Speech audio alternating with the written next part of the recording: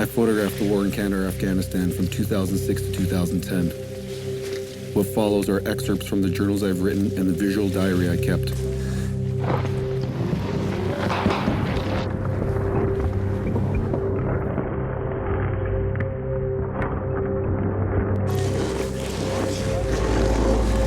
There's more coming.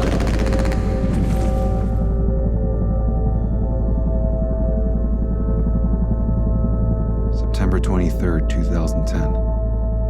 I have almost made it.